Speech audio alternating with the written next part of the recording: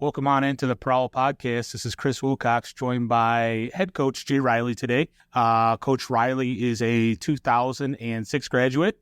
He has been coaching basketball for the past 15 years. For the past 8 years, he's been the girls varsity coach. So, Coach Riley, welcome on in. Thanks for having me. So, a couple questions. Let's just start off with the first one. 15 years of coaching here at Caro. Correct. Yes. So, and what does that feel like to come back to the alma mater and coach for 15 years? It's a good feeling. I mean, giving back to the programs that I grew up in. Obviously, I'm the varsity girls coach, but I started as the JV boys coach my first 2 years. So I was rebuilding that program. An opportunity opened up to coach with my sister at the JV level at the girls side. So that's what made me think about making the switch. So I went over there, and I've been here for the last 13 years ever since. I've also spent a total of 6 years with the boys soccer program. Two of them as assistant coaches, 4 as the varsity head coach, and I also did one year stint for the varsity girls soccer team. They needed a coach just to have someone for that year, and the AD talked me to, and I said, but this is just a 1 year thing. Well, it definitely must have been just a 1 year thing as it was. So let's talk about the girls basketball program, because that's what when we look at Caro girls varsity program, we think of Jay Riley, because that's just the name that's been associated with it, especially in the last 8 years. So, but how has your coaching style from year number 1 to now year number 15, how has that changed over the course of 15 years? That's a great question, Chris. I think it's the maturity level, even when I started coaching the girls, I was the JV coach for 5 years. But then moving to the varsity level, it's a whole different world. The pressure from the outside, getting the wins and losses, to how you interact with the youth. Definitely have seen some changes. I've grown from that. I've talked to other coaches, obviously, since I took over the program from outside, and kind of grasped how others did theirs, how they built their programs. And obviously, it took a few years before things started to click here, till I was able to kind of get my coaching philosophy across to the teams, to the programs. Because when I moved up from the JV to the varsity, I had already had those girls, and it was kind of a different mindset. A lot more time and effort you have to put in at the varsity level, scouting, watching film, picking up tendencies from the other teams, the other opponents. Where the JV level, it was just roll the basketball out and let the girls play. For the most part, I mean, we still had to do some coaching, but we had some quality JV teams. But again, when you get to the varsity level, things matter. So it's growing, and it took a few years to really grasp hold of that concept. After the first 2 years, I wasn't sure if I wanted to do this anymore, because it was a rough time for myself, for the kids, because we weren't producing like we all thought we could have been and should have been doing. So when you talk about the outside noise, things of that nature, obviously, I know exactly what you're talking about. We're talking about some of the parents, some of the public, right? Some of the community members, maybe not living up to expectations. But, I mean, when it comes down to it, at the end of the day, the varsity coach is about winning. That's how I see it anyways. I'm not saying all about winning, but, being able to put a good product out on the floor, right? And you've been able to do that I can at least count in my head that I know of, because when I asked you, I said, man, 6 years, and you're like, no, 8 years. So I'm counting 6. Obviously, you're at 8. So, so for the last 8 years, right, there's been a product that's hit the floor. Tell us a little bit about the last 8 years and how that's progressed for you. Yes, definitely.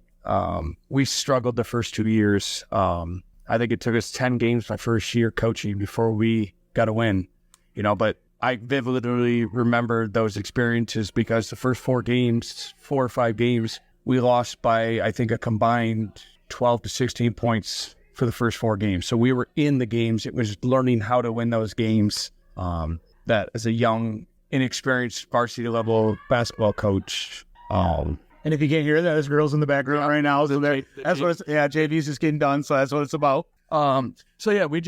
I kind of stuck through with what I wanted to build and making sure we had the right pieces here.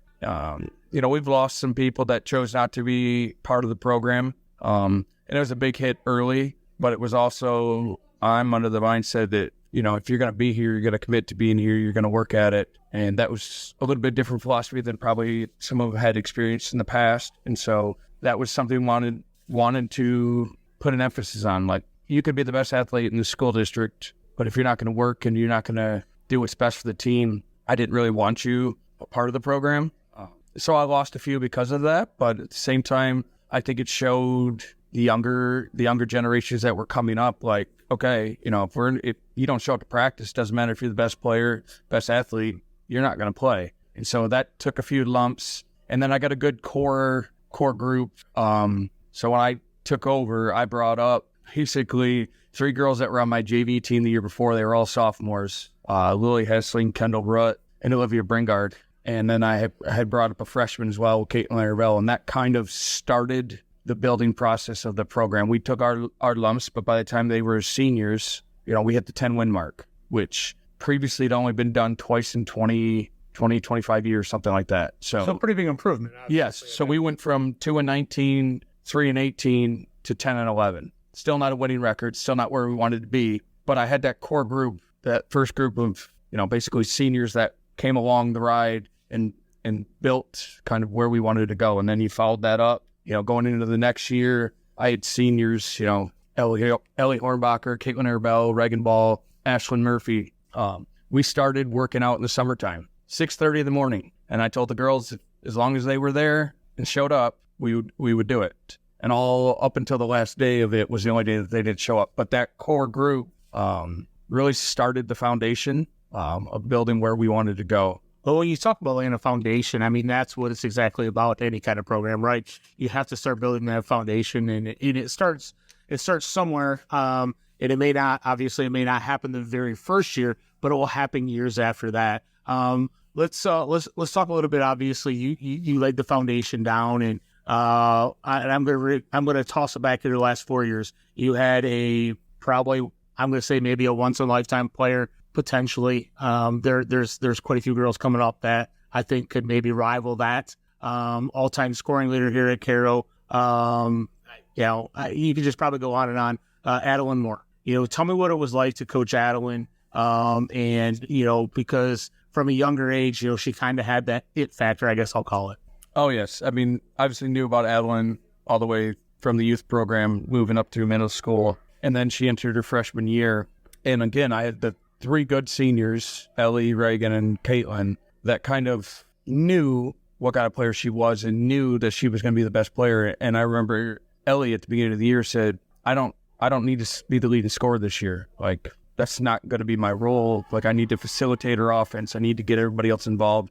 We know Adeline's the best player, and she's going to take over games. But it was those 3 seniors that kind of brought her in, accepted her, again, bringing in a freshman. This has been your guys' team for the last 2 years or 3 years in some of their cases. And then obviously Adeline exploded. Her very first varsity game went for like 26 points against Carleton, brought us, back. Went out for 49, I believe, in her first week is what it was. Yeah, I think it was 26, 23. And it was like huge. Instantly, everybody knew Adeline's name. The nice thing that year was we had quite a bit of talent around her. And so, yes, even though everyone knew about Adeline and everybody tried to take Adeline away, there was other girls that could step up and fill and get some opportunities because everyone was focused there. And then we had a 2-year period where it was a lot on Adeline's shoulders. And at times it was very challenging to coach her because she was so much better than everybody else, not only on our team but in the thumb as well.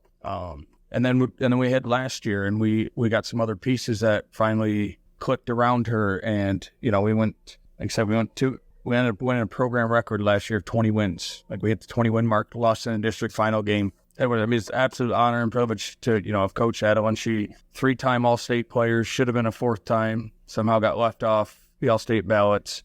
She's the all-time leading scorer here. I don't know the rebounding stats if she would be that, but I know she had over 1,000 rebounds. So you're talking someone who had 1,800 points and 1,000 rebounds in her high school. Yeah, this is pretty crazy. I mean, the only other female that I know of, she went on to star at Central, and Rita Frost, and you obviously had a special player in Adeline Moore, but I've been already to a few games here this year so far, and you guys have come out with with something to prove, like flat out something to prove. So tell me a little bit about going on into this year and where you're currently at. You're 2 games in. That's right. Sorry. I'm sorry. There's 2 games in, 1-1 currently. So just kind of tell me the mindset of the girls and maybe the mindset that you have this year